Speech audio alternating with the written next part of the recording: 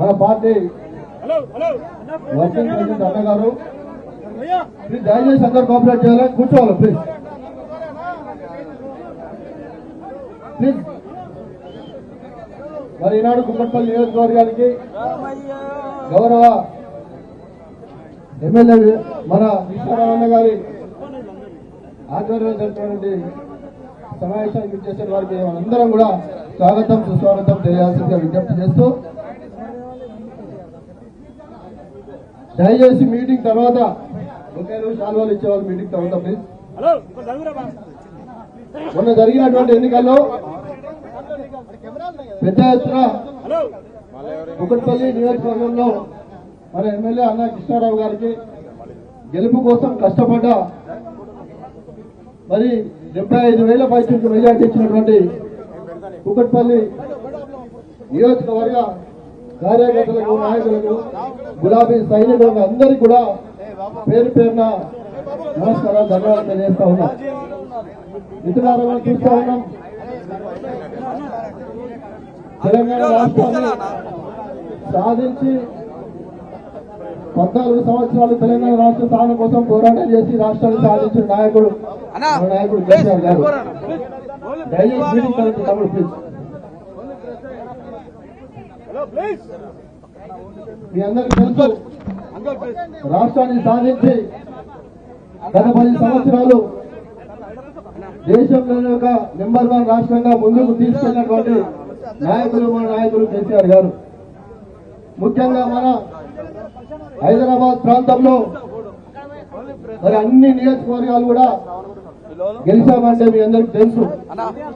మన నాయకులు, మనందరి ప్రియతమ నాయకులు మరి గతంలో మంత్రిగా పనిచేసే సందర్భంలో అంతకుముందు ఎవరు చేయనటువంటి అభివృద్ధి కార్యక్రమాలు, ప్రజలకు ఇబ్బంది లేకుండా చాలా కార్యక్రమాలు చేశాం. ముఖ్యంగా ఈ హైదరాబాద్ రంగారెడ్డి జిల్లాలో ఇన్ని నియోజకవర్గాల్లో మనం పెద్ద ఎత్తున ఇంత పెద్ద మెజార్టీతో గెలిచామంటే కార్యకర్తల శ్రమతో పాటు మన నాయకుడు కేటీఆర్ అన్న చేసిన పని అని చెప్పేసి మనం చెప్పడం తప్పదు. మరి వారు గత 10 సంవత్సరాలుగా తెలంగాణ రాష్ట్రాన్ని ఏ విధంగా మనం ముందుకు తీసుకెళ్ళామో చూస్తా ఉన్నాం. మిత్రులారా, మనం ఇప్పుడు జరుగుతున్న పరిణామాలు చూస్తా ఉన్నాం. తెలంగాణ రాష్ట్రాన్ని సాధించిన ఈ జెండా, ఈ కండువా,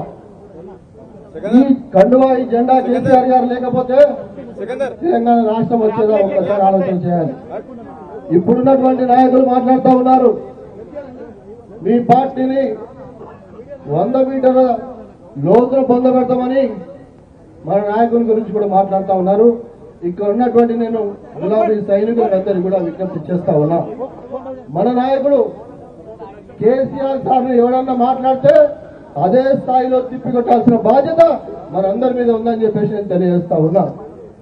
తెలంగాణ రాష్ట్ర పోరాటంలో సంబంధం లేనివాడు సమైక్య పాలకుల సంకల వచ్చి ఆనాడు తెలంగాణ ఉద్యమానికి వ్యతిరేకంగా మాట్లాడి తెలంగాణ యువకులపైకి, ఉద్యమకారులపైకి తుపాకీ పట్టుకొని పోయిన వాడు ఈ రోజు మన పార్టీ గురించి, మన నాయకుల గురించి మాట్లాడుతూ ఉన్నారు.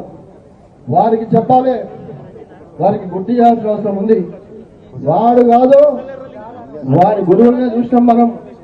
రాష్ట్రాన్ని, దేశాన్ని పరిపాలిస్తున్నారని అనుకున్న వారి గురువు గారిని కూడా చూసినాం. వారి కంటే ముందు తెలంగాణ ఉద్యమం 4 ముఖ్యమంత్రులను చూసింది. కేసీఆర్ సార్ నాయకత్వంలో ఎవరికి భయపడకుండా మనం పనిచేసినాం. కేసులు కొత్త కాదు, బీఆర్ఎస్ పార్టీకి జైళ్లు కొత్త కాదు. తెలంగాణ సాధన కోసం మనం ఎన్నో ఉద్యమాలు చేసినాం. వారి ముందు వీరు చాలా చిన్నవాళ్ళు అనే విషయాన్ని వారికి గుర్తు చేస్తా ఉన్నా ఈ సభ నుంచి.